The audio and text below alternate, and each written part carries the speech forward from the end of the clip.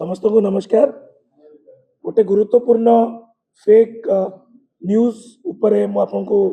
Brief करने आज शंखवन में संध्या बेले सागर उपस्थित अच्छी। आज सकाळु उठला परे आमे ए फेक न्यूज टाको एंटायर सोशल मीडिया रे आमे देखुचे। गोटे सस्पेंशन से ज्योति पाणिग्राही एगेन्स्ट रे गोटे फेक नंबर आमर सब लेटर नंबर एटी पड़ी थाए। सेम लेटर नंबर रे हमर आ गोटे सस्पेंशन ऑर्डर जाइतिला किछि दिन पूर्वर पटनागढ़ रो गोटे सस्पेंशन को नहीं की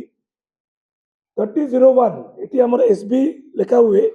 से जगह एसआई लिखा ही बीजेडी 2026 डेट लिखिछंती आउ एबोला सस्पेंशन ऑर्डर गोटे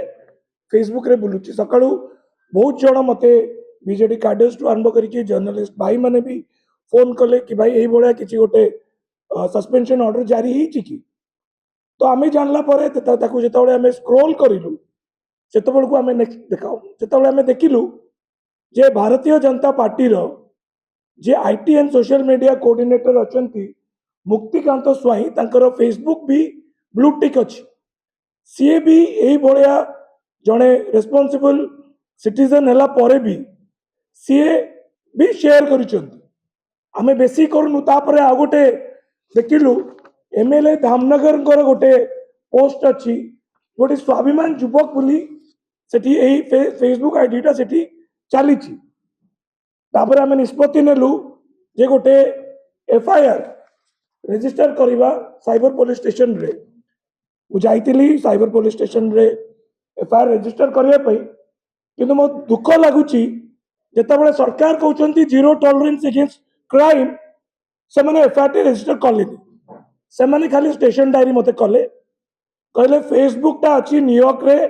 आमे ताको मेल पठेबू से मैंने हमको मेल पठेबे मोटे रेफरेंस दउची जे 19 तारीख 19/1/2026 रे मु आउ गोटे एफआईआर रजिस्टर करतिली से सेम साइबर पुलिस स्टेशन रे अगेंस्ट फ्यू फेक आईडीज जोटा कि आम दल को मलाइन करूची। मु जाइतिली प्रथम दिन 19 तारीख दिन से मैंने मते कहितिले जे हमको 24 घंटा दरकार आम मेल करूँ मेटा को मेटा फेसबुक हमको पठेब किंतु आज है पाखापाखि 24 तारीख ता पर दिन मुझे गोटे साइबर पुलिस कॉम्प्लेक्स आप जानते ये राजीव भवन पाखे अच्छी जे सब इन्स्पेक्टर भेटी से मत दीटा देले आईडी गोटे